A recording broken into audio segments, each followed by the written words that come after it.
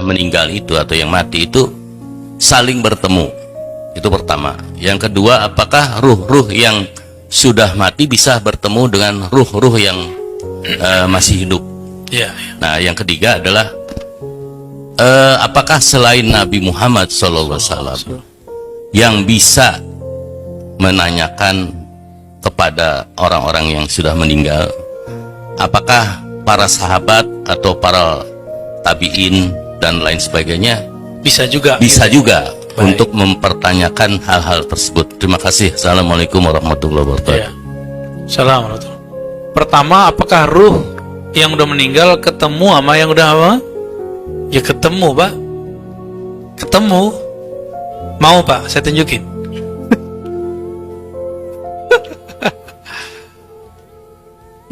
Tunggu aja, Pak. Nggak berapa lama lagi. Ya. Ketemu. Itu sebabnya seorang yang mengerti bab ini, dia mau hanya dikubur di kuburan orang Islam, sesama mukmin. Terganggu, Pak, kalau ada yang kafir. Kan disiksa terus, kan kedengeran terus tetangga dia. Au, gitu. Aduh, gak kuat kita, gak kuat. Dengerin orang disiksa, gak kuat. Maka kadang-kadang kita diminta ditidurkan kalau dikubur ntar.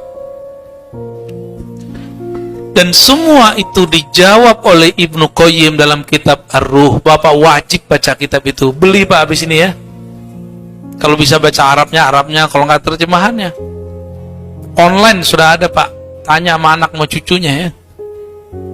Beli nih kitab Ar-Ruh nih. Ini modal masuk kubur itu. Bapak kalau ngerti ilmu Ar-Ruh di kitab Ibnu Qayyim, itu bisa nego nanti ya di alam kubur. Dulu waktu dunia pernah belajar ini nih, masa sekarang nggak boleh? Nanti kasih sama Allah ntar, ya. Insya Allah, ya, insya. Yang kedua, bisakah orang yang sudah meninggal ketemu orang yang hidup? Dijawab oleh Ibnu Qayyim dengan kisah yang banyak sekali dan riwayat yang banyak sekali. Bisa. Saya kasih Bapak satu hadis saja di riwayat Bukhari. Nabi Musa udah mati belum? Udah mati. Ketemu Nabi Muhammad gak? Dilihat Nabi Muhammad gak lagi sholat di kuburnya? Semua para nabi udah meninggal, benar. Ketika sholat di Masjidil Aqsa, semuanya hadir. Nabi Adam udah meninggal. Dia lahir pertama ketemu sama Nabi. Itu dalil terkuat bahwa ruh orang meninggal bisa ditemui oleh yang hidup. Yang hidup bisa menemui mereka. Yang mati pun jika dia wali, jika dia nabi bisa mendatangi. Ruh orang yang sudah meninggal itu apakah bisa menjumpai orang yang masih hidup melalui mimpi atau yang lain? Dan tolong dijelaskan tentang hakikatnya itu gimana kan? Terima kasih. Assalamualaikum warahmatullahi wabarakatuh. Alhamdulillahirrabbilalamin. Apakah roh orang yang sudah meninggal bisa menjumpai sanak familinya yang masih hidup? Itu pertanyaannya kan? Bismillahirrahmanirrahim. Angan-angan manusia, bayangan-bayangan manusia pasti tetaplah di dalam kemanusiaannya, di dalam syariatnya, seolah-olah alam-alam itu terjadi seperti di dunia ini. Ada perjumpaan. Sebelum saya jelaskan tentang ruh, mari kita makrifati diri kita sendiri. Sebelum kita makrifat kepada Allah, awaluddin ma'rifatullah, awal suatu agama adalah mengenal Allah, agar kita bisa mengabdi kepada Allah. Jika kita tidak mengenal Allah, bagaimana kita bisa mengabdi kepada Allah? Bukan Allah sebuah nama, tapi siapakah pemilik nama Allah itu? Untuk bermakrifat kepada Allah, maka diawali dengan makrifat kepada diri kita sendiri dahulu, yakni man arafa nafsahu faqad arafa rabbahu. Barang siapa yang mengenali hakikat diri sejati manusianya yang tak wujud, yang tak hidup, yang tak kuasa, maka ia akan mengenali Tuhannya yang wujud, Tuhannya yang hidup, Tuhannya yang kuasa, dan sebagainya. Pertanyaan buat Kang Mas, apakah hidup ini milik kita? Seumpama hidup ini milik kita, mari kita buktikan bila hidup ini milik manusia. Ketika saat bayi, hidup dan badan itu kan sudah ada. Akan tetapi kenapa kok kita tidak ada di dalam bayi? Kita tidak wujud di dalam bayi. Kita tidak hadir di dalam bayi. Kita tidak bisa menyaksikan keadaan saat kita masih bayi. Karena apa? Karena hakikatnya hidup dan badan bayi ini bukan milik kita. Kullu mauludin yuladu alal fitrah. Seluruh bayi yang terlahir ke dunia ini dalam keadaan suci dan bersih. Yakni kenapa kok disebut suci? Karena suci dari kehadiran, kemunculan, kedatangan diri manusianya. Jadi bayi itu masih suci dari manusianya. Kenapa kok disebut suci? Karena hidup dan badan bayi inilah dohir batinnya Allah. Dohir batinnya yang maha suci. Karena tak satu pun manusia yang disebut suci. Karena sifat suci itu adalah miliknya Allah. Inilah bukti bahwa hidup ini bukan hidupnya manusia. Logika lagi, ketika hidup tanah ini dihidupkan, cikal bakal badan yang dari tanah ini dihidupkan oleh Allah, diperjalankan oleh Allah, dicukupi segala kebutuhannya oleh Allah, hingga sampai menjadi tumbuh-tumbuhan, hingga sampai menjadi buah-buahan, sayuran dan padi, hingga dimakan kedua orang tua, hingga dijadikan lagi sperma dan sel telur. Nah, perjalanan-perjalanan cikal bakal badan ini dari tanah sampai menjadi sperma, ini kan diperjalankan oleh hidup, diperjalankan oleh Allah. Tanpa ada hidup, tanpa ada Allah, mana mungkin tanah bisa diproses sampai menjadi sperma. Nah, bila hidup ini hidup manusia kita, maka kita tak boleh lupa dengan kejadian-kejadian, dengan persaksian-persaksian ketika dari tanah sampai menjadi sperma. Kira-kira kita tahu perjalanan-perjalanan itu? Kan tidak tahu. Karena memang hidup dan badan ini bukan kita, bukan milik kita. Itulah buktinya bahwa hidup ini, badan ini bukan milik kita. Setelah jadi sperma, bertemulah dengan sel telur sehingga menjadi gumpalan darah. Nah, apakah kita masih ingat? Apakah kita bisa menyaksikan ketika saat kita menjadi gumpalan darah? Kan tidak ingat apa-apa karena manusia masih goib, tidak wujud. Yang ada hanya dohir batinnya Allah. Kemudian dijadikan lagi oleh Allah gumpalan daging. Nah, di dalam gumpalan daging itu diingatkan lagi oleh Allah, ditegaskan lagi oleh Allah, kutiupkan rohku. Kutiupkan rohku. Kutiupkan rohku. Ini maknanya adalah kutiupkan hidupku kepada cikal bakal badan ini. Jadi hidup ini Allah, bukan hidupnya manusia. Roh ini ruhullah, bukan rohnya manusia. Jadi manusia tak punya roh, manusia tak punya hidup. Karena roh itu ruhullah, hayatullah, zat yang memiliki nama Allah itulah hidup. sehingga sampai menjadi janin dan terlahirlah sebagai bayi. Jadi semua perjalanan dari tanah sampai menjadi bayi itu perjalanan kehidupan cikal bakal badan kita ini. Kapan kita dilahirkan? Kita hakikatnya dilahirkan bukan dari bayi. Ternyata buktinya ketika saat bayi kita kan belum ada, belum menyadari, belum bisa menyaksikan, belum khudur di bayi. Ya khudur di bayi hanya yang maha suci, ya Allah sendiri. Hakikat kita dilahirkan adalah ketika datang detik-detik akil balik tiba, sekitar usia TK. Kita di sana mulai makan buah khuldi, makan buah pengakuan diri. Ini hidupku, ini badanku. Nah, inilah pengakuan buah-buah yang dilarang oleh Allah untuk dikonsumsi oleh manusia. Karena apa? Karena bila manusia mengkonsumsi buah-buah terlarang ini, maka manusianya akan mensekutukan Allah dengan dirinya. Pasti seluruh sifat-sifat Allah akan dikuasai oleh manusianya.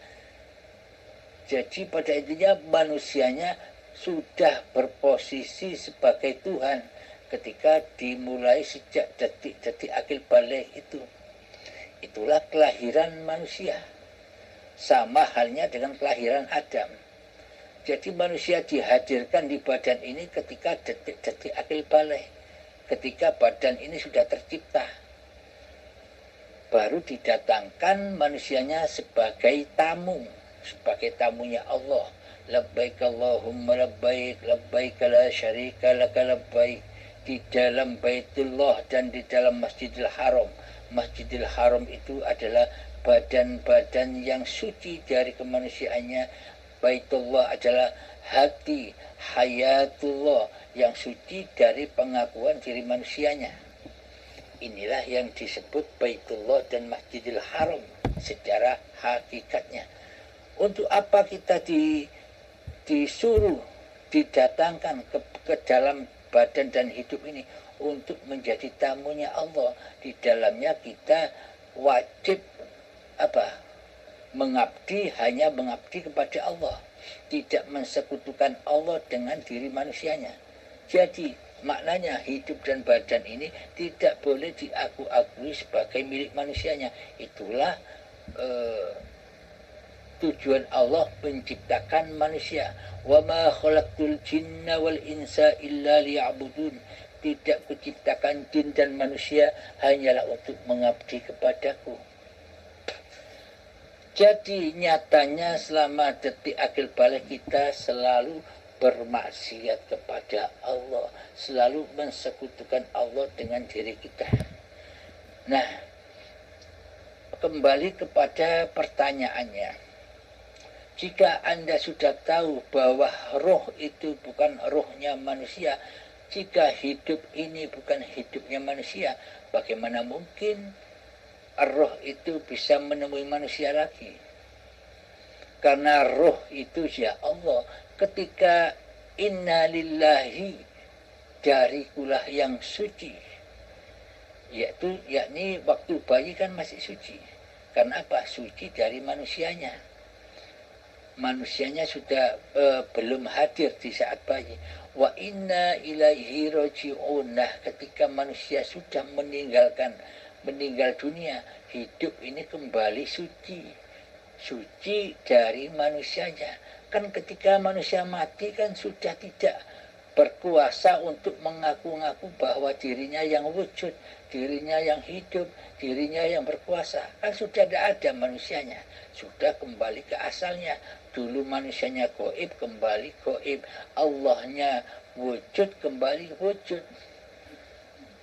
Jadi hayatullah kembali kepada esanya Allah. Jadi kehidupan manusianya yang sudah mati sudah tidak bisa diakui lagi oleh manusianya.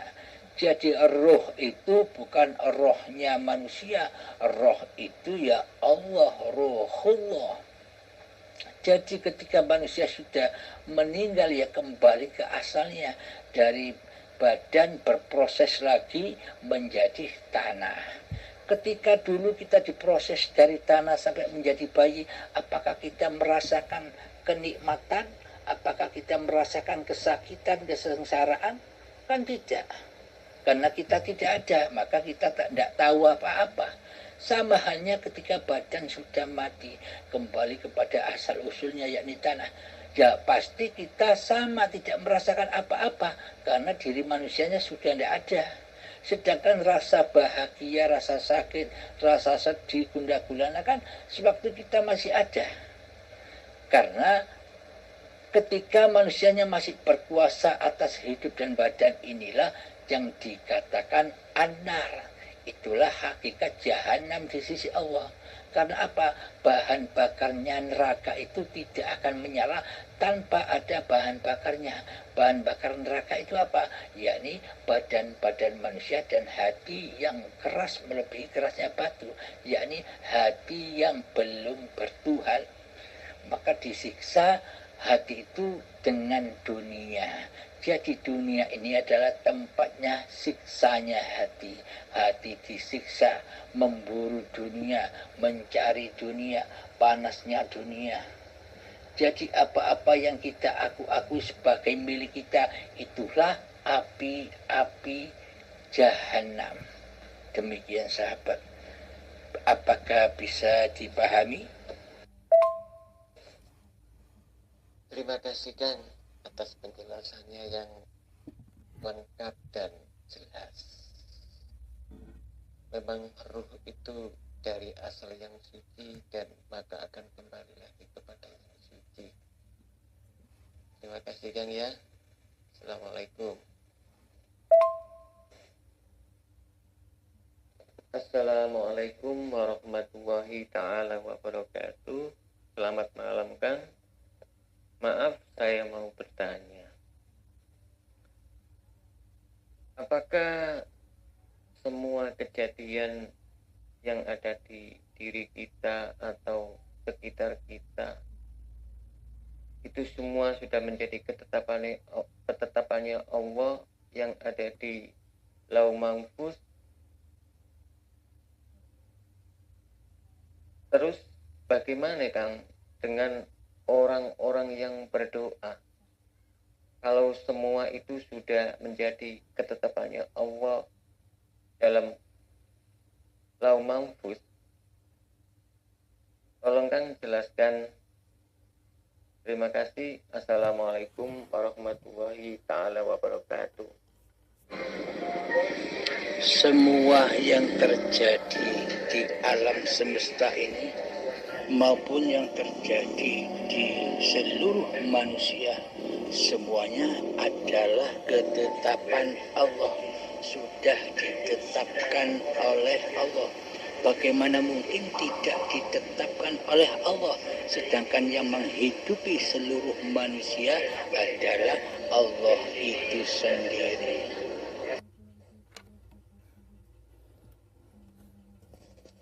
Assalamualaikum warahmatullahi ta'ala wabarakatuh. Jadi kesimpulannya Kang ya, kalau masih berdoa termasuk masih ada dualisme Kang ya. Ada yang berdoa, ada yang menerima doa. Jadi belum esa Kang ya. Oke, makasih Kang atas jawabannya Kang. Assalamualaikum warahmatullahi ta'ala wabarakatuh. Assalamualaikum warahmatullahi ta'ala wabarakatuh. Oke Kang, jadi kesimpulannya apa-apa yang ada di dalam diri kita atau apa-apa yang ada di alam ini, semua itu sudah menjadi ketetapannya Allah. Jadi kita ini seperti wayang aja Kang ya.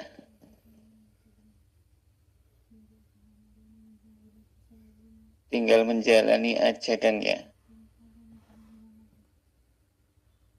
Oke Kang, makasih ya atas penjelasannya. Maaf Kang ya, saya masih belajar Kang. Jadi Akang jangan sampai bosan-bosan kalau saya sering bertanya kepada Akang. Assalamualaikum warahmatullahi ta'ala wabarakatuh.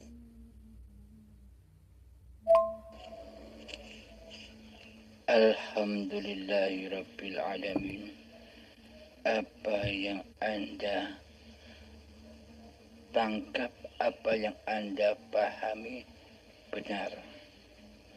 Benar sekali Kang Mas. Bismillahirrahmanirrahim. Qul, katakanlah wahai Muhammad kepada seluruh manusia, huwa, dialah hidup, Allahu, yang bernama Allah itu Ahad, yakni Esa. Jadi wahai Muhammad, katakan kepada seluruh manusia bahwa dialah hidup yang bernama Allah itu Ahad, satu, Esa. Jadi tak ada hidup lagi kecuali hayatullah. Jadi penjelasan tentang maha itu adalah tiada lagi pelakunya kecuali Allah itu sendiri. Allah maha wujud, tiada lagi yang wujud selain Allah. Allah maha hidup, tiada yang hidup selain Allah. Allah maha kuasa, tiada lagi yang berkuasa selain Allah. Allah maha berkehendak, tiada lagi yang berkehendak selain Allah. Allah maha kuat, tiada lagi yang memberi kekuatan kecuali Allah. Allah maha melihat, tiada lagi yang melihat kecuali Allah. Allah maha mendengar, tiada yang mendengar kecuali Allah. Dan Allah maha berkalam, tiada lagi yang bisa mengucapkan segala kalam kecuali Allah. Jadi pada intinya seluruh lelaku yang dilakukan oleh badan-badan manusia ini adalah bermuara, bersumber kepada hayatullah. Dari hayatlah maka muncullah seluruh sifat-sifatnya Allah. Demikian Kang Mas.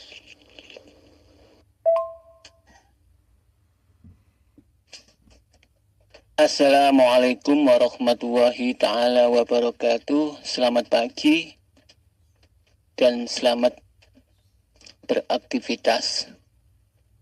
Begini Kang, saya mau tanya, gimana dengan ayat yang menjelaskan tentang aku seperti prasangka hambaku? Tolong Kang ya, dijelaskan. Assalamualaikum warahmatullahi ta'ala wabarakatuh. Waalaikumsalam warahmatullahi wabarakatuh. Aku sesuai dengan apa yang menjadi prasangka hambaku. Simpelnya demikian. Apapun prasangka-prasangka manusia, tanpa adanya Allah, tanpa adanya hidup, apakah manusia bisa berprasangka? Prasangka siapakah itu? Apakah itu prasangkanya badan ataukah prasangkanya hidup? Di sisi syariat, maka prasangka itu dipulangkan kembali kepada hambanya. Karena di sisi syariat, hambanya lah yang masih merasa jadi Tuhan. hambanya lah yang merasa masih menjadi penguasa, hambanya lah yang masih merasa wujud. Jadi semua prasangka berpulang kepada hambanya, pada manusianya. Seumpama kita berprasangka baik kepada orang lain, hakikatnya prasangka baik itu adalah diri kita sendiri yang baik. Ketika kita berprasangka baik kepada orang lain, itulah hakikat prasangka diri kita, yakni kebaikan, tapi di sisi manusianya. Sama halnya juga prasangka buruk kepada orang lain.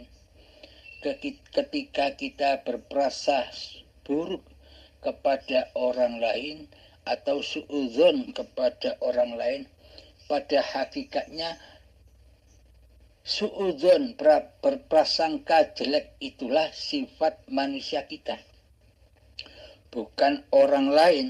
Akan tetapi hakikatnya diri kita lah yang jelek di sisi manusianya.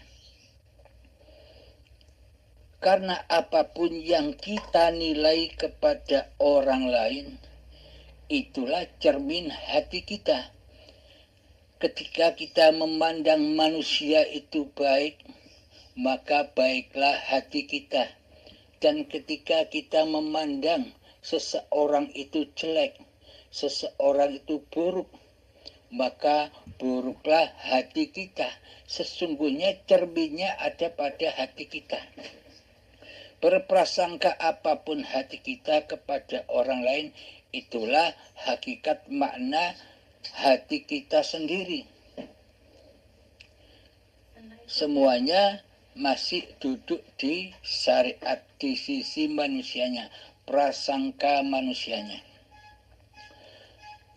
Akan tetapi bila manusia sudah duduk di dalam hakikat makrifatnya, ketika manusianya sudah tidak merasa punya prasangka lagi, maka semuanya prasangka itu berpulang kepada Allah lah yang hidup, yang memprasangkakan hambanya kepada Tuhannya. Maka dari itu ketika manusia itu memandang manusia lain, maka pasti prasangkanya baik dan benar. Karena manusia yang sudah kembali kepada hakikat diri sejatinya yang tak ada, yang tak wujud, maka di dalam hatinya sudah nyata kewujudan Tuhannya, nyata kewujudan Allahnya. Hidup inilah Allah. Maka prasangka-prasangka hamba yang sudah duduk di makom ini, maka seluruhnya pasti prasangkanya baik. Meskipun melihat orang kelihatannya baik secara syariat, ataupun meskipun melihat manusia yang jelek di sisi syariat, semuanya sudah kembali ke alam kebaikan. Maksudnya apa? Bagaimana mungkin manusia itu bisa berprasangka di dalam hatinya, sedang yang ada di dalam hatinya hanyalah Allah. Sudah tidak wujud manusianya. Maka seluruh prasangkanya adalah menuju kembali kepada Allah. Meskipun ia melihat manusianya, tapi prasangkanya sudah menembus akhiratnya, yakni sudah menembus hidup yang ada di manusia yang dipandangnya itu.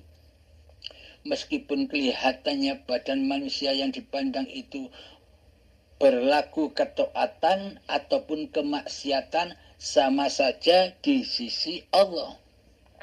Karena Allah maha wenang. Karena Allah khairihi wa syarrihi minallah. Kebaikan dan keburukan itu datangnya dari Allah. Dari hidup. Tanpa kehidupan, tanpa Allah, maka tak berlakulah baik dan buruk di sisi manusia. Namun bagi Allah semuanya itu bukan bukan baik dan buruk lagi, akan tetapi di sisi Allah sudah kewenangan Allah, sudah kehendak Allah, sudah kuasa Allah memberlakukan, menyelenggarakan badan-badan manusia ciptaan Allah ini dengan berposisi bermacam-macam. Jadi beraneka ragam posisi manusia ini, ada yang baik, ada yang buruk, ada yang taat, ataupun ada yang maksiat. Semuanya itulah tanda kesempurnaan Allah di dalam penciptaannya. Jadi bagi hamba yang sudah sampai ke makom lillahi ta'alanya, sudah tidak memandang prasangka-prasangka di sisi manusianya, ada kebaikan dan keburukan. Akan tetapi hamba sudah berprasangka kepada Tuhannya bahwa yang berlaku atas dirinya dan atas seluruh makhluk yang diciptakan Allah itu adalah dirinya sendiri. Jadi bagi manusia yang sudah selamat hatinya hanya memandang Allah, maka selamatlah hati manusia itu memandang makhluknya. Karena hamba sudah menerobos ke dalam kegoiban makhluknya. Hamba sudah menyadari tanpa Allah maka tiada gelar kebaikan, tanpa Allah tiada gelar keburukan. Jadi ya muqallibal qulub, wahai zat yang membolak-balikkan hati, jadi dari baik menjadi buruk, dari buruk menjadi baik, dari taat menjadi maksiat, dari maksiat menjadi taat. Semuanya sabbit qalbi ala dinik, tetapkanlah aku selalu di dalam jalanmu ya Allah, selalu menyaksikanmu di dalam kedua keadaan itu. Jadi prasangka hamba yang sudah mewujudkan Allahnya yang berkuasa dan yang berlaku di dunia ini, maka prasangkanya pasti berpulang kepada lillahi ta'ala. Namun bagi manusia yang masih duduk di syariat saja, yang masih belum mengenal siapa penguasa dirinya, pasti prasangkanya kembali kepada linafsi. Tergantung manusianya duduk di mana, duduk di linafsi atau duduk di lillahi ta'ala, duduk di alam yang fana atau duduk di alam yang baqo. Demikian Kang Mas. Perlu diketahui oleh kita semua, jika kebaikan itu bagus di sisi Allah, maka Allah hanya menciptakan malaikat-malaikat saja, yang mana malaikat-malaikat itu selalu berzikir kepada Allah. Akan tetapi kenapa Allah juga menciptakan setan dan iblis? Karena Allah juga cinta. Jadi Allah menciptakan yang berpasang-pasangan, ada ketaatan, ada kemaksiatan, ada keburukan, dan ada kebaikan. Inilah kesempurnaan Allah dalam penciptaannya. Coba kita ilustrasikan. Seumpama Allah hanya menciptakan malaikat saja, apakah manusia tercipta di dunia tanpa adanya setan? Nah, ketika Allah hanya menciptakan cuaca ini malam terus, apakah itu indah menurut kita? Maka bumi ini akan dingin dan membeku bila gelap terus, bila malam terus. Maka diciptakanlah siang dan malam. Bila bumi ini, cuaca ini diciptakan panas terus, maka bumi akan terbakar dan tidak ada kehidupan. Maka dari itulah ciptaan siang dan malam, taat dan maksiat, baik dan buruk, itu semuanya kesempurnaan Allah, keseimbangan Allah. Contoh lagi, penciptaan arus listrik min dan plus. Bila plus itu baik di sisi Allah, maka Allah tidak akan menciptakan min. Maka tidak akan ada lampu-lampu di dunia ini. Tidak ada HP, mobil, televisi, motor yang bersumber dari arus listrik. Maka diciptakanlah min dan plus lawannya. Dengan itulah maka kesempurnaan Allah akan tercipta. Jadi min dan plus atau baik dan buruk, kita jangan memandang kepada baik dan buruknya. Kita jangan memandang taat dan maksiatnya secara lahiriah. Maka kita pandanglah siapakah pencipta di dalamnya. Pencipta di dalam ketaatan dan pencipta di dalam kemaksiatan itu. Sabit qalbi ala dinik, tetapkanlah hati hamba selalu menyaksikan Allah di dalam seluruh ciptaannya. Inilah jalan yang selamat, inilah jalan Islam yang diridhoi di sisi Allah, yakni Islam yang rahmatan lil alamin. Jadi prasangka hambanya sudah tiada berprasangka seperti manusia, yakni semuanya adalah Allah dan milik Allah sendiri.